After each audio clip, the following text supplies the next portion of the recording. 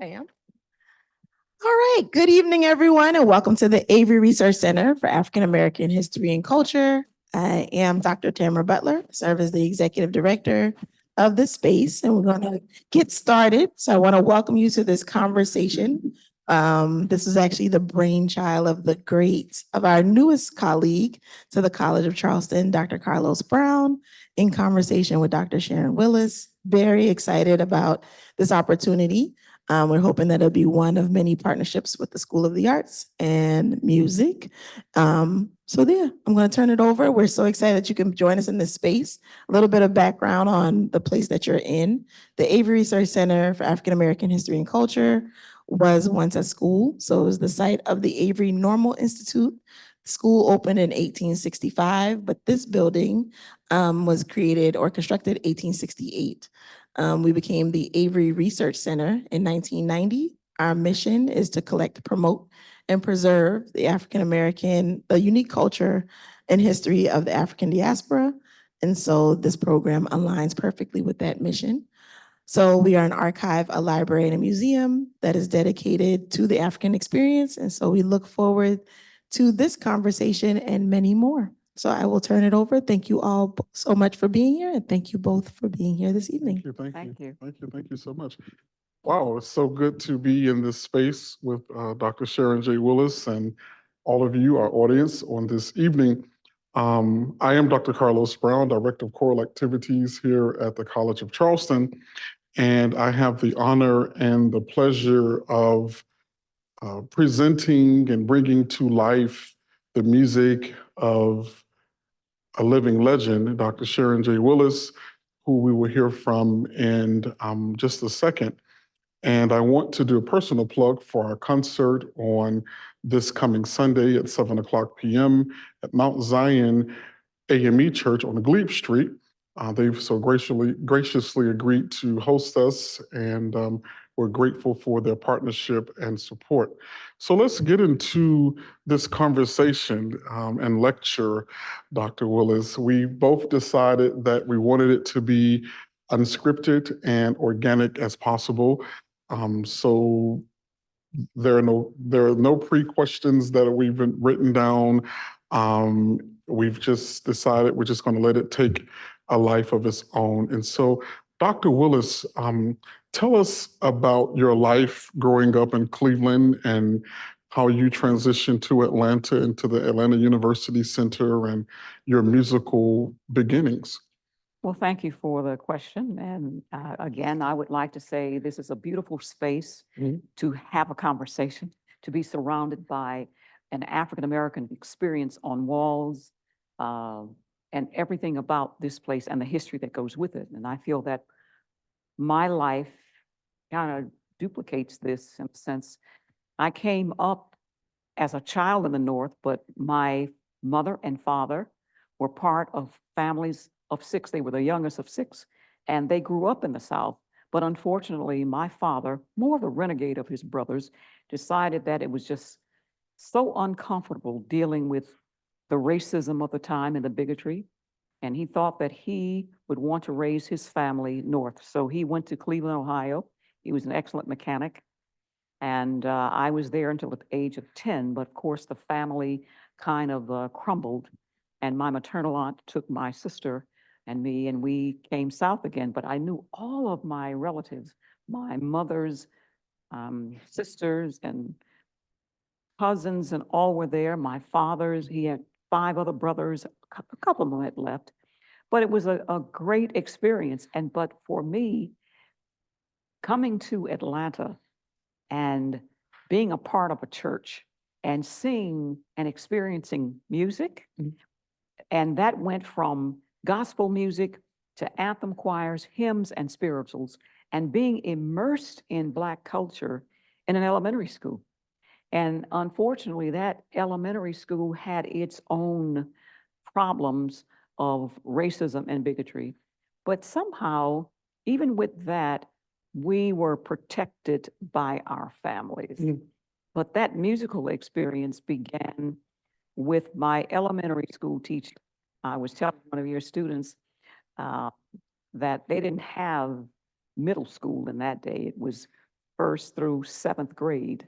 And then there was no junior school. You'd go straight to high school. So I only could have 2 schools then.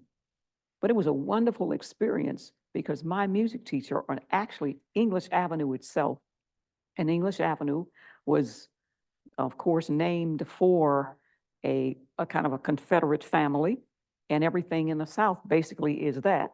Everything probably here and beyond in the original 13 colonies or southern states that was a part of the Civil War, the stress and strife, those soldiers were honored through naming streets and buildings and schools and so forth. But English Avenue was one of these schools in 1960 was bombed. And I would have been one of those students sitting on the side in a classroom. They talked about the 4 little girls, and actually they were young ladies in Alabama. And I wrote a work for that too. But they did not want Blacks in the school. So I'm experiencing this all along as I'm growing up, but the adults kept these things secret. We just know that we couldn't go to school that day. So what happens? We're supposed to go to school, but then we get a call at 7 o'clock, keep your kids at home. Why? Because some member of the Ku Klux Klan has come in and set a bomb, but for the grace of God, it detonates earlier than it's supposed to. It doesn't detonate at 7 when children would be in the classroom. It detonates at 4 o'clock in the morning. It's not that they're in the building. They just don't want us in the building. They've moved out. But English Avenue had a great legacy in music program. I've always had great music teachers that inspired from elementary school. And she taught us, I remember one of the first songs I learned was "Let There Be Peace on Earth." Lift every voice and sing. And then we did spirituals, and then we did all types of little classical songs. We went to see the symphony orchestra on buses. So we were just surrounded with music like that. Going to Washington High, same thing. Girls chorus, you learned, we had some of the best choruses anywhere. I don't know what they do in elementary school and middle school, but we actually had a male chorus, a girls chorus, a mixed chorus, a marching band, concert band. And when that marching band, those students were so good that Clark College, Morehouse, and Morris Brown would borrow those students and put them on uniforms, and they would march. They were just that good. So I'm just telling you just a glimpse of what affected me as a student coming up. Good music, good mentors, great teachers, the church, the community at large. We didn't worry about someone snatching us off the street. You came up in an era where your neighbors were just as important as your parents or your guardians at disciplining you or reporting to those that were over you that you did something out of order. We could go to the store and buy candy and come back home, no problem. That's a different time. Doors could be left unlocked. Wouldn't do that now. But in the midst of all of that, you have this music, you have the community, you have Martin Luther King and Abernathy. This becomes the mecca of the civil rights movement. And I'm in the midst of it. And not everybody appreciated that because my aunt thought that King was a rabble rouser. He's making it hard for us. Yet when he's killed, he becomes this mystical hero because he knows he's going to die. That changed my graduation. Graduated in 1968. And when he was killed in April, we changed our theme to the impossible dream. And I remember, like these screens here, we had, we sang the impossible dream, and King's face came on and they turned the blinds over and it was his face. It was just so emotional that we were so intricately involved and interwoven into that life. Music, civil rights, improvement, different organizations, giving back. That's something that I don't see as much, but we were a community that were together. That was very important. So would you say that all those things, you bring all of that to the table when you compose I and bring arrange? all of it to the table. I can sit here and write for you in a mechanical way because someone who's majored in theory, I can say, well, all right, we've analyzed Bach, we've analyzed Beethoven, we've analyzed Mozart, and in 4-part writing, you don't want parallel fourths and parallel fifths. And in my time, I could care less about observing those conventions, yet they're very important to know because to me now, this is my opinion, you can't outright Bach. When you create something, he's the best at fugues and contrapuntal writing. I mean, I hear people do it, but you know what? It's imitation, pun intended. It's imitation. You are emulating and imitating the great. So I don't see you superseding him. You might change the harmony in that way, in that regard, but what's your signature on that? And we still use contrapuntal writing. We still use homophonic writing. We still use a combination of things. But for me, Bach was made up of his time. Handel was a little bit more independent. He wasn't married to a church. He could go anywhere he wanted to. He was a very independent musician. I appreciate that by Handel. Beethoven was just as dominating, possessive of his music. You don't conduct my music in my lifetime until he began to lose the hearing. I appreciated that. He had a copyright on his music. That's important. I learned that. That's very important. People ask me, do you sell your operas? No, they belong to me. They're my legacy. We lost so much music in the past. But yes, I am shaped by what I've experienced as a church musician, as a classically trained musician, as a person growing up in the community that I grew up in, being in the civil rights era in that mecca of not just King, but the Black Panthers, and that whole ideology and whole philosophy was a part of me, but I could choose what was most important to me. And that helped to shape who I am as a person and as a composer. You can't separate it. And those who do, they should write a book about it. Wow. So talk to us about your journey as an African-American female composer in a space where sometimes you're not celebrated, sometimes your works are overlooked. Margaret Bonds and Florence Price, we all know their stories and their journeys, where most of the symphony orchestras are now, given light to their works. And now it's becoming brilliant music when it was brilliant when they wrote it. So talk to us about that journey as an African-American composer, an arranger, and what that journey has been like. One of your students, she's out there in the audience, Emily, just asked me that. She said, do you have any incumbents about being a Black woman composer?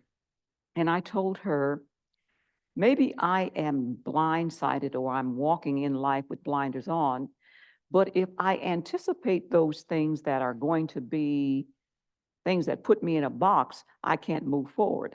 I never put that in front of me that I am a Black woman standing in a field of men, whether they're Black or white, or whether I'm going to get recognition. I write for a different reason. My motivation is, part of it is the preservation. I hear that all the time, the preservation of the African-American culture. And so I do that with the use of the spiritual. There's a majority of my work for thematic material because it's endless and the melodies are beautiful.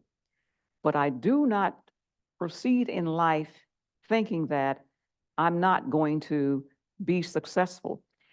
You open doors for yourself. When I wrote my first opera to celebrate my 50th birthday. I did not want a birthday bash where people showed up at the hotel and get drunk and go celebrate somewhere. I wanted something that was meaningful, that had legacy. So it had to be a culmination of all that I had experienced in my journey. When I was a child, I was a natural storyteller and poet, and I used to write little songs. Then I became a pianist, a singer, a director, all those things. I sang opera. I studied Black history. I was Black history. And so when I thought about, well, what can I do to celebrate 50? And it just was a bingo moment. Write an opera. Had no idea where to start. Wasn't even thinking, well, what are you going to write about? And I used to hear my teacher say, write about what you know about. Write about either what you know about or what you have researched, and that it pours itself into you. And I thought I could combine those things together because all of my life I've been surrounded by Black history. It's natural to me. So when I hear students that come or prefer HBCUs, and that's historically Black colleges and universities, because they have missed this culture that it was natural to me, but when segregation ended, a lot of that cultural experience ended as well. So you have to go where that is. Students from California come to HBCUs. We want to know what we have not been permitted to know. Or, but see, that was a part. So when I began to write, I thought, talk about your own life. I'm a classically trained singer. I was a chorister since I was in the 5th grade. And yet when I'm in my church and I want to sing with the anthem choir, that's the adult choir, because in the Black church, you've got this anthem choir, you got the gospel choir, you got the senior choir, you got the youth choir, you got male chorus. You have all of these different groups that sing and bringing a variety of music to the table. So since I'm being 16, 17, I want to sing the music that I have learned in my choir in high school. We could out-sing college groups. Mr. Revere made us do everything a cappella. He taught us sight reading every day of our lives. We were afraid to go to his class. We had a sight reading book this thick, and he would call you, Willis, Jackson, on the floor. You stand there and you open your book, you're shaking because you don't know what page he's going to say. So, so that means that you're going to do your work. And we were afraid of that at first, but now we're so proud of the fact that this man had insight to teach us what we needed to be taught to be successful. Whether we were musicians or music majors or not, didn't make any difference. He taught us that element. So when we got ready to go to school, he says, anybody going to be a music major? I raised my hand. He says, I'm going to have a theory class. No one tells him to teach us theory. He's not being paid to do that, but he's a part of the Black experience. He belongs to West Hunter Street Baptist Church, where Abernathy is and where King and Abernathy, all of them meet together. So his impact on me is a result of the movement, the civil rights movement on him. So he's teaching us the skills we need to overcome what we must face when we go to state schools, which for us were white schools. And so going to that HBCU was very important. But going back to my church, I then had to please the young people around me by singing in the gospel choir an octave higher because I couldn't sing what they were singing. Well, but I was in the old fogey choir because that was the senior choir, and everybody in there was at least 25 on up. And I'm sitting there, the 16, 17-year-old. So how does that affect my first opera? It says that was an experience being in a Black community where, yes, there's an appreciation for classical music, but it wasn't that it was outright rejection that I sang classical music or I was in the glee club. It was that there's no opportunity for you to pursue. With that spirit in mind, the opera singer was about the struggles of African-American singers pursuing operatic careers. So I start with the audition. So what do we know about classical singers or pop singers or whatever? You spend half your life doing what? Auditioning. Auditions. And half of those you're not going to get, maybe most of them. That's just part of the industry. So I just wanted to put a spin on that. But in the middle of that opera, during the interlude, I wanted to focus on I did vignettes of real opera singers. This is the life of Lillian Evante. This is Marian Anderson. This is Roland Hayes, who had been around the world 7 times. Never was an opera singer, but he was a beautiful art song singer. And I do a scene where he's in Germany to sing a recital. The Nazis are already on the march. And if you know, it's not the Nazis against just the Jews, it's against Blacks as well, or any undesirable that is not a part of who they think white society should be. So he's determined, because he's one of the richest paid or well-paid Black singers of classical music at that time. People don't realize how much money he made. He went around the world 7 times. But this particular time, they warned him, don't go to Germany. It is not the right time. He's defiant. He goes anyway. His manager introduces him. He goes out on the stage, and I don't even know why the German audience went to see him, because they boo and hiss him for 15 minutes. And he's defiant, and he stands there because he's determined, I have something to sing for you. And finally, they have to usher him off the stage. When they finally calm the audience down, he returns to the stage and he sings, because this is why they didn't want him there. You're going to mess up our language. How dare you, a Negro, come to our land and think you can sing our music better than we sing it, or at least acceptable. And what does he do? He brings them to tears. He sings that German without accent, and he understands it. It's one thing when you're teaching young people art songs, they just go through the motion a lot of times. Things about spirituals, you haven't lived this, so you may not know it. So you have to depend upon your teacher to kind of interpret it for you. But he dispelled the myth and the prejudices and the racism that white soldiers had brought to Europe about Black people. So I thought he was worth setting on the stage in a vignette. Or Lillian Evante. Her name was really Lillian Evans Tibbs, but they thought Evante sounded more diva-like. She can't sing in this country, but she goes to France and she sings the role of Lakme. That means, now you know, this is this beautiful lyric coloratura that's singing this role. She almost gets an invitation to sing in the Met, but they're not ready for it. So I staged that as well. And then for the 5 singers that were in the audition, they are actually auditioning for an opera that I'm writing in the opera called Curator. Wow. And so it's an opera in an opera. And it was so well received. I did 2 full house performances and 1 matinee that was half house. And Dr. Brown, my job was finished. I had all these classically trained African-American singers who had no place to sing. And when they heard I was doing this opera, they flocked to me.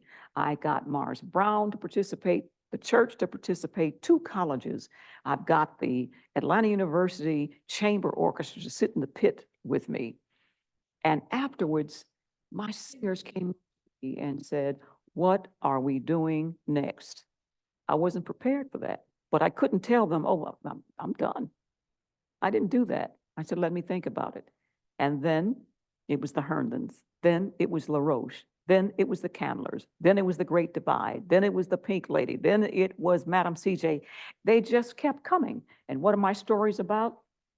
It is about preserving African-American or Afrocentric and American cultures, because the Candler family, which was my 4th opera, is about how the Coca-Cola family came to America.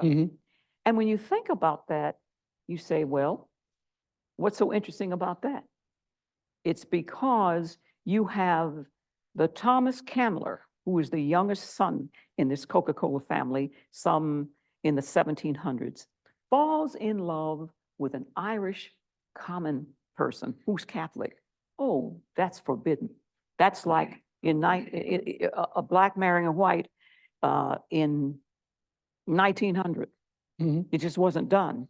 So we hear you talking about whites, but the religious line that divides them is enough for the family to disown him. If you marry this Irish commoner who is a Catholic, we will disown you. Wow. He marries her. And true to form, they disown them. So what do? They come to America, denounce their faiths, and become Quakers. The third generation after that buys the Coca-Cola formula from Dr. John Pemberton, who creates this Coca-Cola, which actually had cocaine in it. Until they'd realized that housewives were getting hooked on the cocaine. And so then there was this great drive to get rid of everything out, any illegal drug, even caffeine. But Candler was strong enough to say, well, we're going to keep the caffeine. You get rid of the cocaine. Because it was not a good look for rich white women to be hooked on cocaine.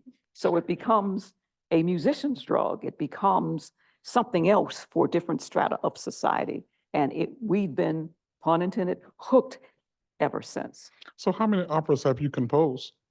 I've composed 16 operas, with my last being produced last year, called Curator. I started with Curator in the first opera because that was the opera in the opera. Then which I have these posters in the window are samples of those. I rewrote that for a bigger opera. And all of them, some of them have to do with health. My sixth opera was about breast cancer and 3 women's battles with breast cancer. And because it affected me, because it is my best friend's story on the stage. She discovered she had a lump in her breast. She decided not to do anything about it because her mother had breast cancer, and she knew that inevitably she was going to die from it. So why should I take all of these drugs knowing that I'm going to suffer? But she doesn't tell her best friend, I'm her best friend. Why don't I know that? She keeps it a secret because she does not want us to suffer through her pain and sorrow, but that's what friends do. And I was so upset when I received a telephone call on the day of her passing. If you want to see Annette again, come to the hospital. I'm thinking somebody's playing a cruel joke. And he keeps saying, no, it's true, it's true. And she was a great actress at disguising that she was actually sick. She kept saying, well, I've got this, I've got that. And I could see death written all over her. But when someone doesn't tell you that, then you dispel it. She can't be dying. She would have told me. I see it, but I don't see it. And when I finally see her, she can no longer respond. She's semi-conscious. And something got into me and said, touch her. And I touched her arm and I started singing Swing Low, Sweet Chariot. And in the opera, Bernice Hogan Hall plays me. No one knows that it's actually my story. I mean, you know it now. Wow. And I'm in that orchestra pit. And whenever Miss Hall sings that, it takes me to her dying bed. And I have to start thinking about something else to stay connected to my singers, because they're depending upon me as the conductor to do what I must do to maintain where I am in this opera. But it's overwhelming for me at times. And that's why I infuse spirituals into what I do. And as soon as I finished singing that, I don't know even how I got through it. she just relaxed and gave up her spirit, so to speak. And so I have that. But one thing about that particular opera, it was not just for entertainment. I just don't write for entertainment. It has to mean something to me. It has to be legacy. It has to be information, education, and a little entertainment.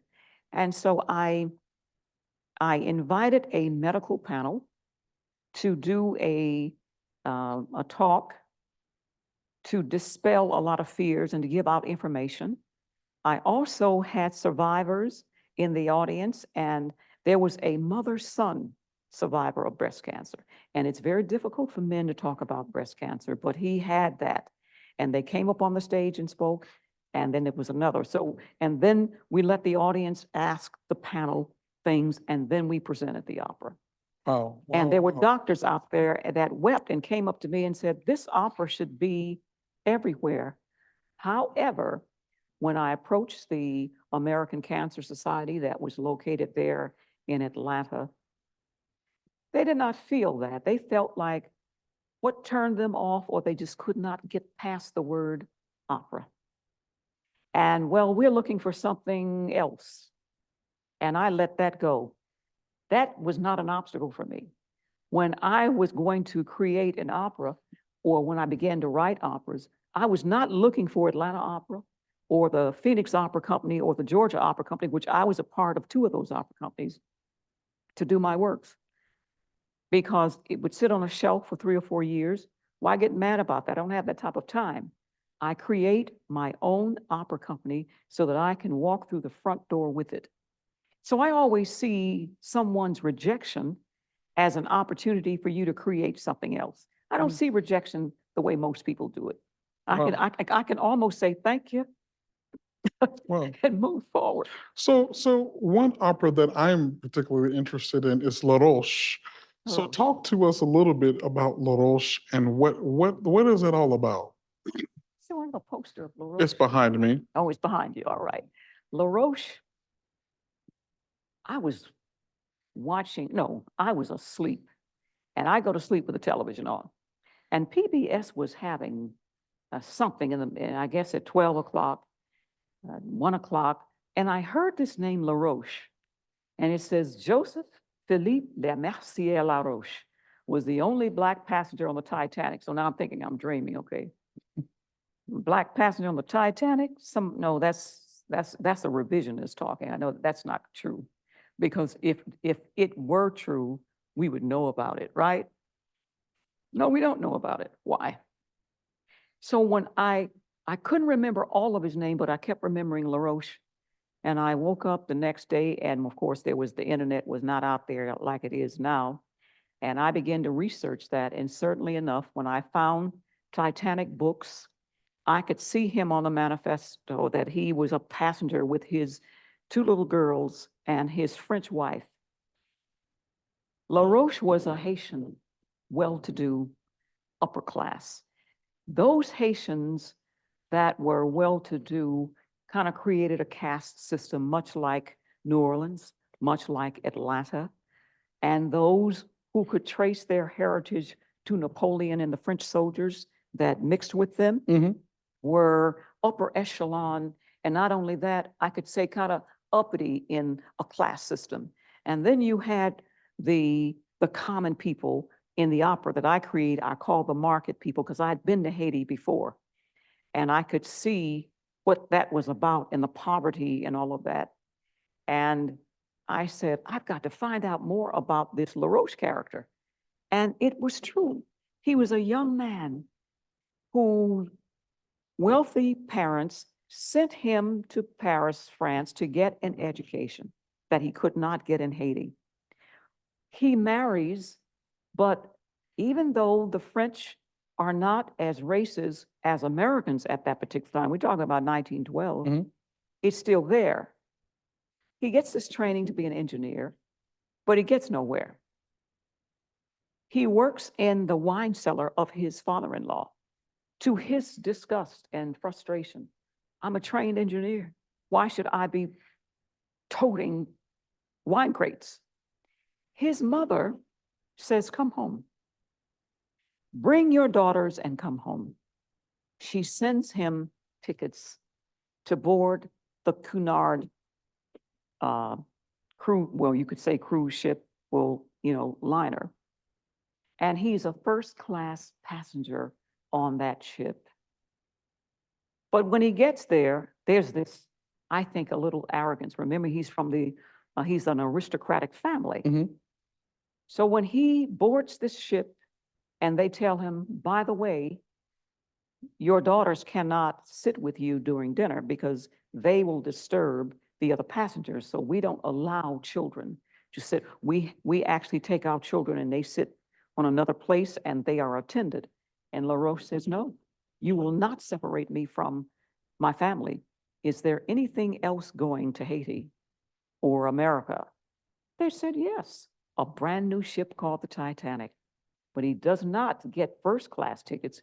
They're so expensive, he trades his first-class tickets for second-class tickets. And when the ship goes down in peril, they never find him, where they do rescue a lot of the other bodies. I don't even think they look for him. I think that if he had dared to try to get on a boat, he would have been thrown over. But he manages to get his wife and his 2 daughters, and she's pregnant, gets them on the ship. He gives her his coat with all the money in it, and someone steals it from her when she gets on the ship. She is so traumatized by that experience, she never talks about him again. She never permits her daughters to talk about it. The son has no idea what's going on. But some French citizen decides to do an investigation, I guess, about all the French passengers on the ship. And they come across this family. From that point on, LaRoche is resurrected. Unfortunately, on the film, The Titanic, you do not see this couple. You have this imaginary couple, Jack and Rose, but you don't see Joseph and Juliet. And when I wrote the opera, I was accused of being a revisionist. Now, yes, I do take a lot of artistic license to develop a story, but they call me a revisionist. But I did that opera at Callanwall, the same place I did the Candlers. And what was so amazing about that, they were trying to raise money for their bathhouse, this beautiful 17,000 square foot mansion. And it looked like the Titanic. Grand stairwell going up, wow, chandeliers coming down. And so they sold dinners and got the menu that was served first-class passengers. And people bought tickets for $100 and were served the same meal or as close to it as they could. They had the strings playing while they were being served. And when the dinner was over, it was like dinner theater, they came into the garden room to see LaRoche. Wow. And people were asking, well, how are you going to show that they've drowned or that the ship, it's all, I'm a Trekkie. And when the first Star Trek comes up and the ship hits something, everybody throws themselves the same way, right? And you throw yourself this way. That happened. So I think using imagination is greater than anything. You can have spectacle because you know that when Purcell and all of those and Monteverdi would do operas, it was all about spectacle. People flying through the skies and being, you hang them up with coat hangers or whatever. They're just flying trapezes going through the air. But this is theater. So it requires a great deal of imagination. I don't have to have all the spectacle to convince the audience that something is happening. First of all, they already know the story, but now they're waiting on this element of surprise. So when I did it, I had this character called the Bride of Neptune. She comes out with this icy blue costume on, and she's telling people that Neptune is calling you. So she sets this eerie stage as she just floats down the aisle, and then she says, come. She goes down the center aisle, and I have these dancers with light blue organza cloth on either side, waving like it's the ocean. And then when the bell rings and and the music is up, how Jaws is, dun-dun-dun. So I've got to have that element in there. And when it's time for those that are left on that ship, it was a eeriness, they came down the steps. And I don't know how they did this, but David Vaughn was responsible for some of this. They were in a trance when they came down. When they knew they were dying, they just dropped their hands and came down the stairs like zombies and never blinked as they went down the stairs. And you knew they had died. And then it just faded away. And then we see LaRoche, and they had painted his face white, and two angels bring him out. And the song he sings is, "What is this place?" He is about to take his last breath. He asks, "Am I in heaven? Am I in hell? Am I in the sea?" He doesn't know where he is, but he knows he's about to die. And when he dies, I don't know where this actor got this from. He takes this powerful gulp, and oh, it was riveting.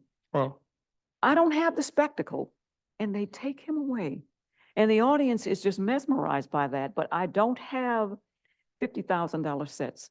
I have imagination and an invitation for the audience to become a part of the set. wow, wow, wow, wow.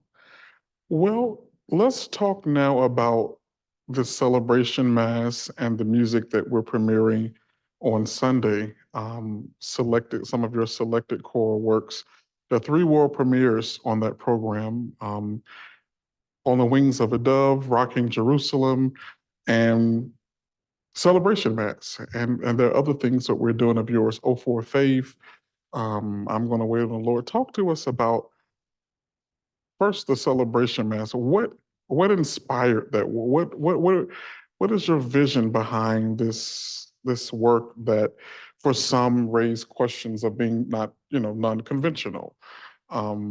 It in terms of the Mass and it not being totally sacred and those kinds of things.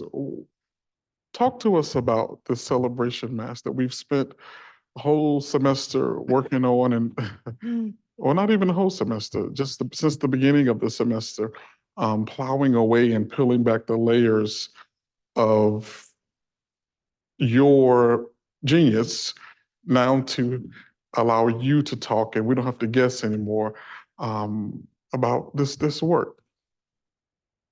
This work, And even in connection with being in Charleston. yes, it's a celebration mass. And someone asked me, "Why do you use the Latin text?" It was one of your singers. And I heard a part of, actually, I heard you all sing the mass today. It was just exceptional. I was so impressed that the singers here sound like singers. They sound like my opera chorus.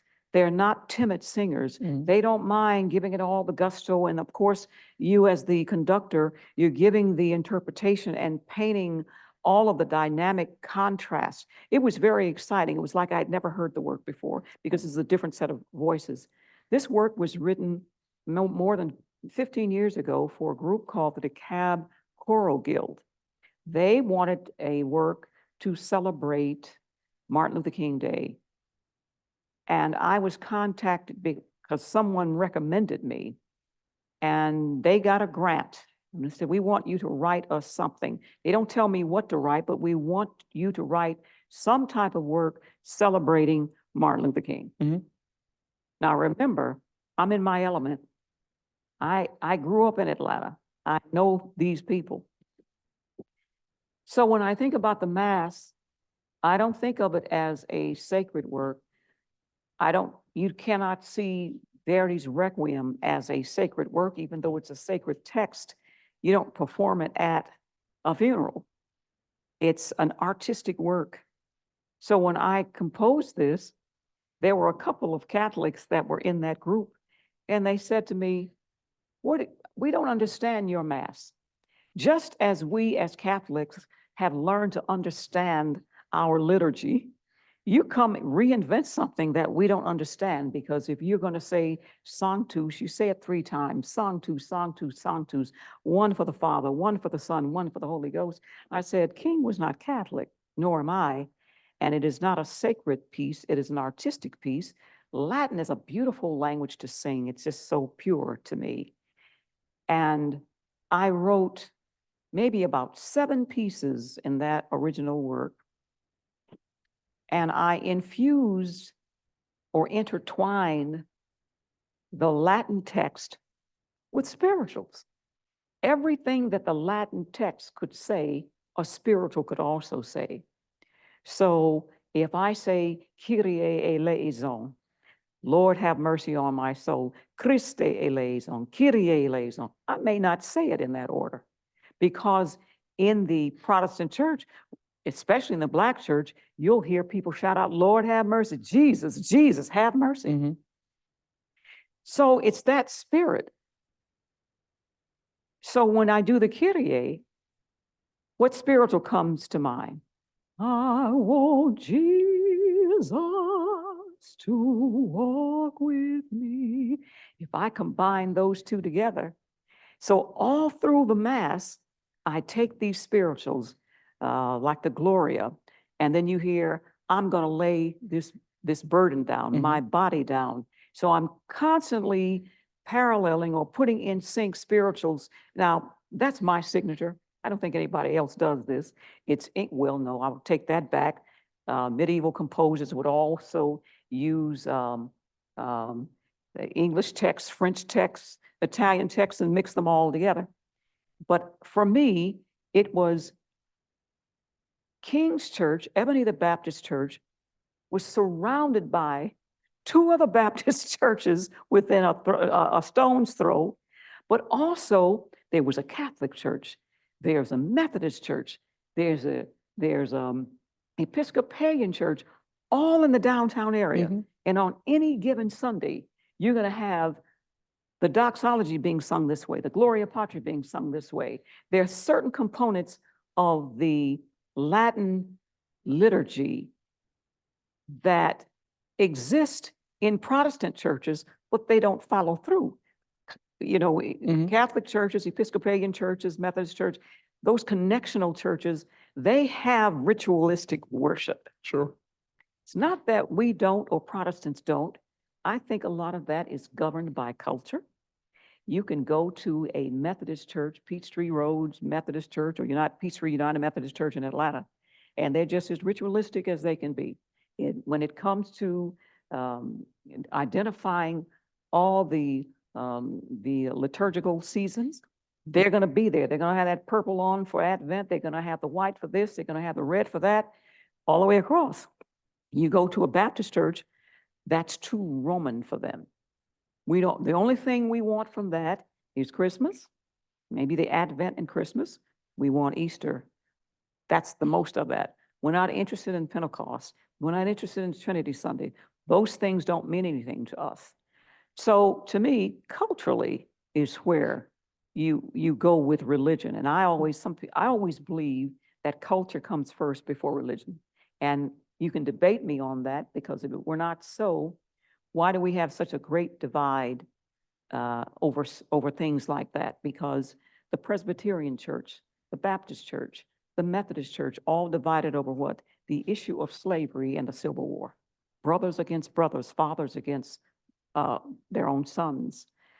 Because if you really were embracing that, your faith, then slavery and humanity can't stand side by side. So it begins to think, well, what is the church? Is it just a Sunday place or a Sunday club meeting? Yes, it's for those of like culture and like mind, whether that be black, white, brown, whatever, because it's just as much divide in the Black church. You've got those that are very emotional and in the gospel music, and you've got those that say, we don't do that here. We don't clap, we don't shout. We don't do that. Yet, when it comes to surviving together, we must come together and put those religious things on the side. When we marched, it didn't matter that you were Catholic or you were Protestant or you did gospel or you did anthems. There were common things. So to me, culture is a very, very strong human thing. We think that we cling to, but we do not practice. So why, and we explored this in rehearsal, I challenged the students last week to, we just sat and we just said, you know, what does this mean to us? Because Dr. King, let's face it, he's gone. He's dead. He's not with us.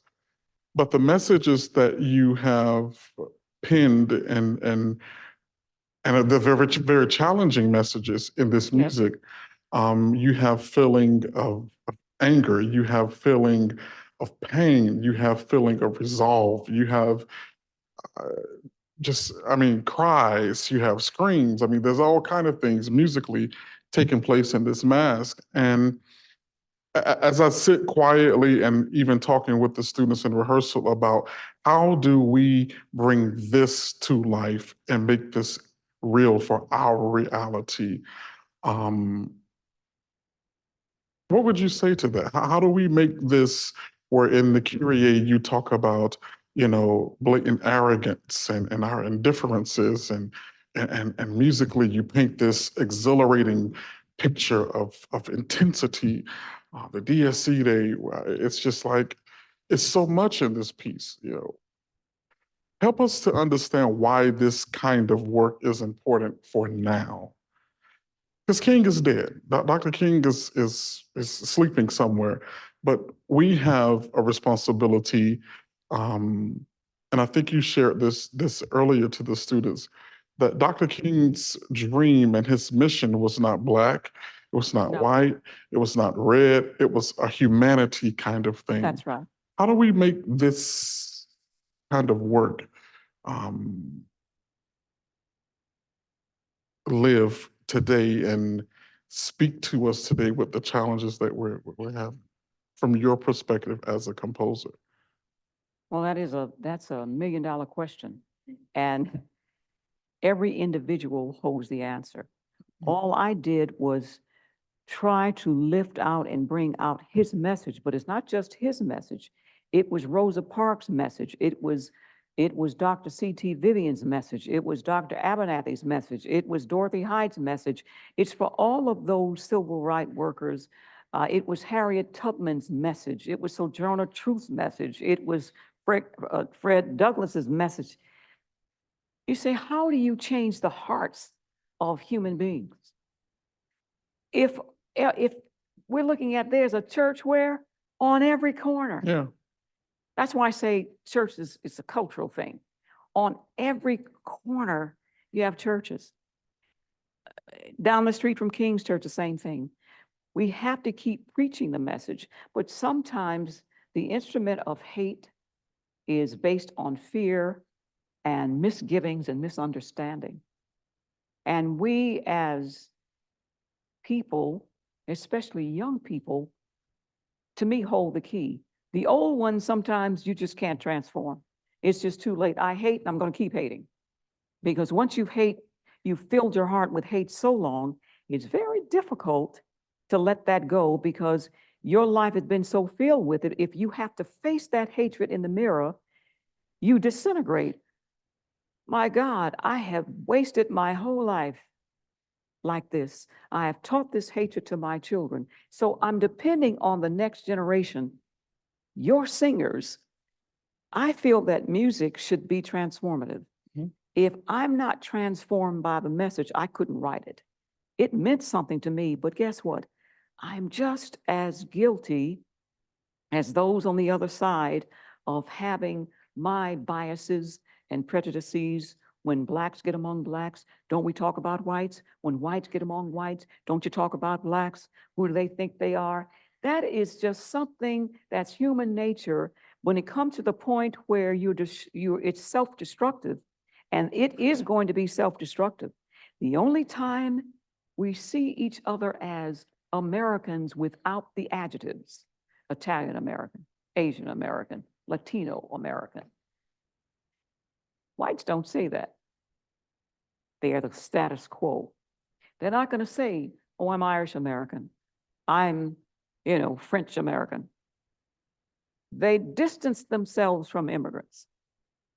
Yet, the people that were here first is a problem. It's a thorn in the side. What do we do with the Native American? That's difficult. Why can't, and Rodney King, why can't we just all get along? That sounds so simple. But the question is, why can't we? Sharon Willis can't answer it. Sharon Willis can only transform Sharon Willis. I can see a person, I can see Emmy Lynn and say, I can embrace her. We embrace each other. We have as people say, an understanding. I won't get that with everyone in the choir. I won't even get that with every Black person I see. I can be sitting here talking and then someone could be thinking, who does she think she is? She didn't speak for me. King didn't speak for everyone, Black. I told you my aunt thought he was a troublemaker.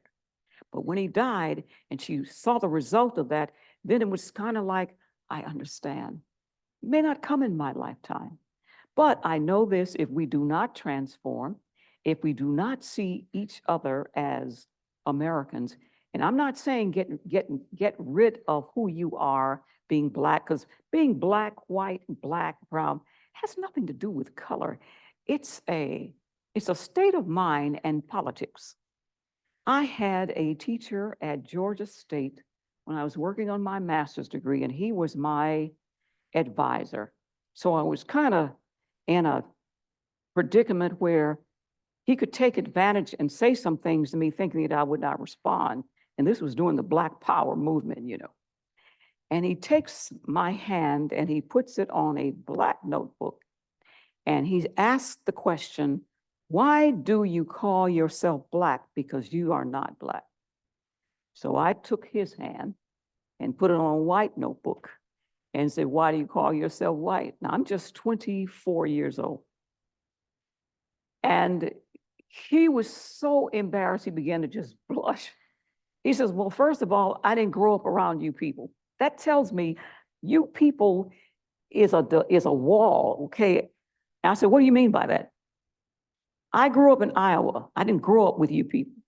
Now, I could have taken offense with that or to that if I had not been called inside as a teacher. There's a time to explode and defend yourself, and then there's a time to teach. At that moment, it was a time to teach. Then he said, well, do you come from different tribes in Africa? And then I said, well, let me set this record straight. I said, I am this color because your great-great-grandfather forced himself on my great-great-grandmother. And we talk about race mixing. 90% of Blacks in this country, according to Henry Louis Gates, who does all the ancestry, says that we are mixed. You may not see it in the color, but if you study genetically, you will find it. It may come out in my color, eyes, hair, shape, whatever, but it's there. I don't care how hidden it is. But the fact that he did not understand that, then he didn't want to talk about it anymore. No, I got to talk about it now. You brought it up, now let's close it out. Yeah. But it was a teaching moment for the student to teach the teacher. And I was not angry about it. Not at all. But I in that same institution, there was my history teacher, and now I can call his name, Dr. Aaron Moe. He's gone now.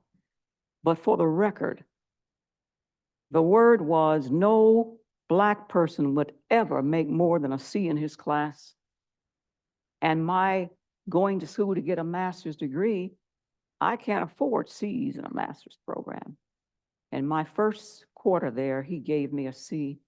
Every paper I turned in, I don't care how hard I wrote and researched, it was always a C.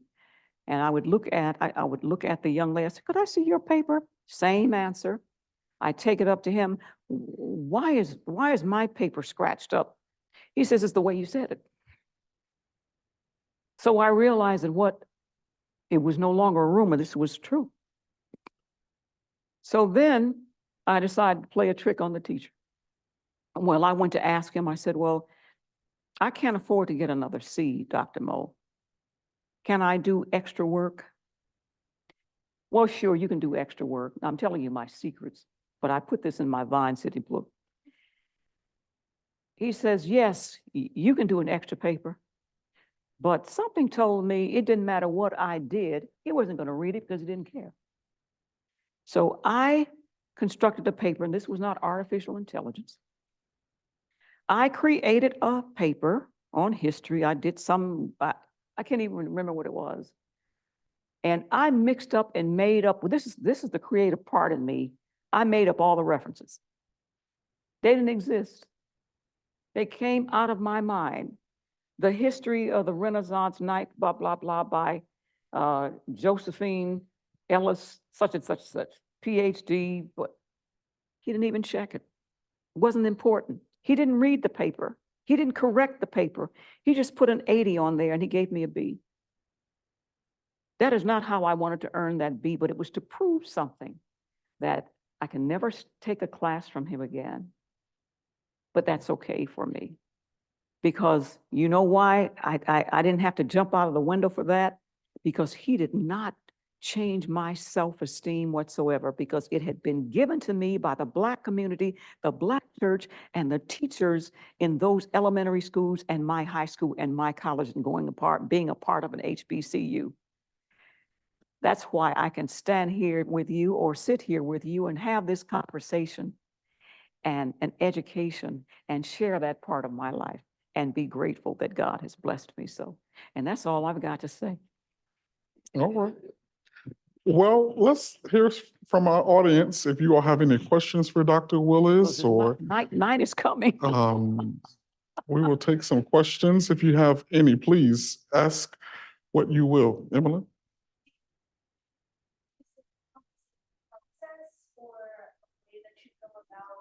Composing things, do you have like a step-by-step thing? What do you do when you compose something? People ask me that all the time, and that's another $1 million question, because my process is just as creative as whatever it is that I'm writing. When I was writing about King, I'm thinking about his life, the spirituals that tell his story, the fact that it's a mass, and all of that. And so when I sit down, there is a harmonic palette, I call it, that may come to me, but once I do the first line, it becomes a spider web. If I can get that first theme out, that first motif, whatever, something comes to me and say, you can develop this. Now, some composers are very methodical. There's an outline. Okay, I'm going to have this introduction, this transition, this big section. It's going to be rondo A, B, and sometimes I do that with organ music, A, B, A, C, so forth.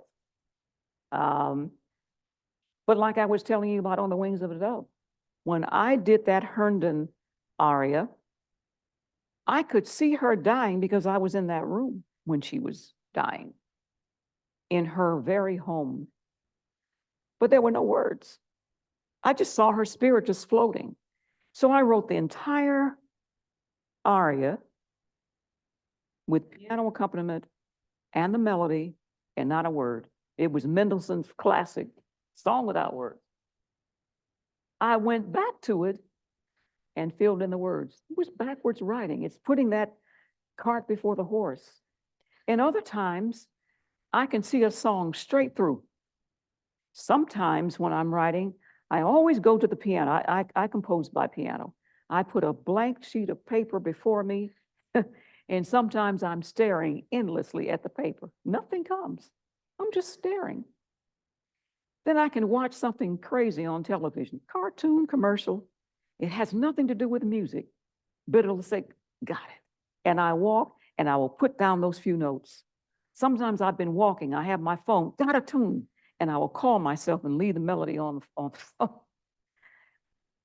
But then I begin to spin. I go to the next song. What's that going to be like? What's the next song?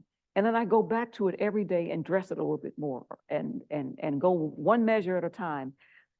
I used to get very frustrated when I would be going along in the compositional process, so to speak, get to the 20th measure, and I can't see the resolution of the next chord. I keep putting every note. You only have 12 pitches. What can I can't go anywhere. I painted myself in a corner. And I learned as I matured as a composer, get up, leave it alone. And when I began to do that, I would go back to the piano And there it was, just as bright as day. Why didn't I see that? Why couldn't I hear it? Because my frustration just cut that off. And then once I opened up that door again, I continued till it was over. And so it has allowed me to compose the mass in about 14 days, those 7 pieces. I was astonished myself, but I write that fast. Are But you saying the mass and with the new additions to it, no, or no, just? no additions. That's why this is still a premiere for me. The first 7 pieces I wrote that I was commissioned for, yes, about 14 days for that. But then it takes a lot to go back and clean up and prepare it digitally for the commissioner. But 3 or 4 years ago, COVID, I was in my house by myself and just feeling great. I said, I hear something else. And I opened up this work again and added 6 more pieces. And not only did I add 6 more pieces, I took 3 of the pieces that were already there and changed them, gave them different endings, put something else. So it's really a new kind of premiere. it's a Even totally though it's different kind of piece. the same word, but it's a different pieces, different pieces.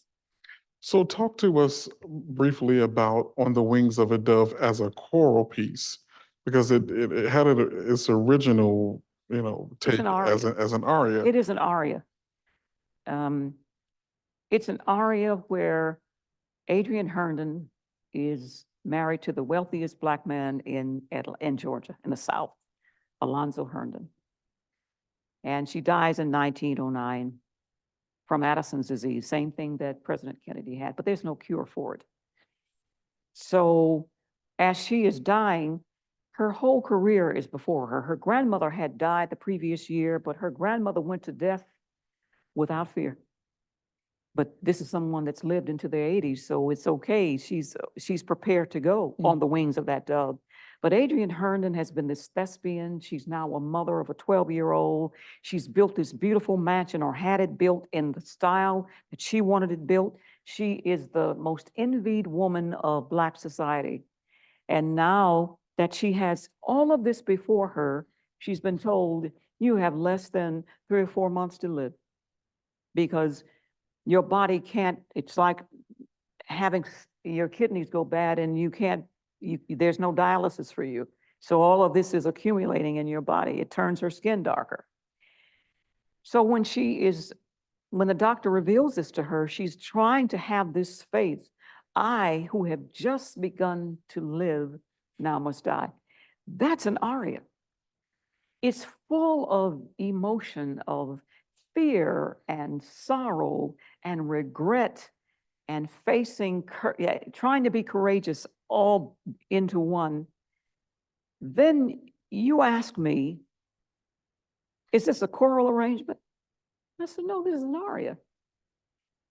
So when I thought about it, here we go backtracking, I took the aria and transformed it into a choral piece, but the aria still stands. She doesn't stop singing, you're behind it, and it gives it a different feel altogether when a chorus is singing that. So I wrote this specifically because you asked me to write it, and the College of Charleston's concert choir will premiere that because no one has ever sung it before. No one. So that's something that you're doing. No one else has done that. And the same thing about Rocking Jerusalem. I wrote that as a spiritual art song for one of my opera singers. She promised she was going to sing it. She never did. She told me, don't sell this to anybody. Hold it out. I'm going to do it. I said, And I gave her the I Dream of Jeannie head shake and just let that go away. And then I arranged it for your group. Well, Yeah. well. Are there any more questions? Everybody wants to go home now. We've talked into darkness. Well, thank you all so much for joining us. And we're going to do more things like this with living composers. And this is a wonderful space to do it in and to share, So Dr. Willis has some posters around the wall if you want to look at the posters from her operas. And please feel free to come up and She is not a handshaker, but she will hug you. And please eat, and thank you all so much. Hope to see you on Sunday. Thank you. Yeah.